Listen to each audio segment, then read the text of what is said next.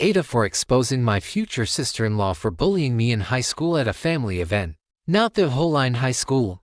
I used to be friends with this girl Annika. We were close until junior year, when I discovered she had been spreading false rumors about me. However, even after I stopped being friends with her, she continued to make up lies about me and made my life hell right up until we graduated. We went to different universities, and I'm in my mid-20s now. My older brother Carter went to the same university as Annika. Recently, he announced that he had gotten engaged to his girlfriend. Our family was happy for him, but we were surprised at the same time since we didn't know he was dating anyone. He said he'd introduce her at an upcoming family party. The party rolled around, and guess who walked in the door with Carter? Annika.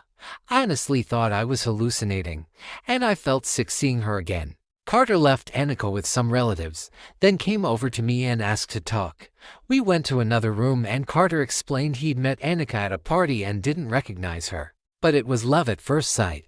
But after he found out her full name, he realized it was the same Annika who spread lies about me. He confronted her and she claimed to not remember me or anything she did. He let it go because he really liked her. He then pleaded with me to be nice to her since she didn't remember what she had done, and that she was a good person. I just told him I needed a moment to myself to process everything. When I eventually went back to the party, I decided I would ignore her.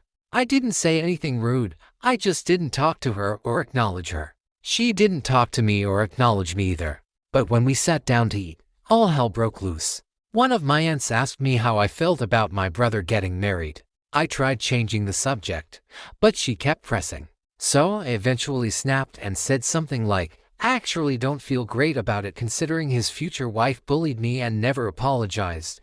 Everyone turned to look at Annika. She just started crying and ran out of the room. Carter went after her, and they left early. The rest of the night was chaotic because everyone was asking me what happened. I told them.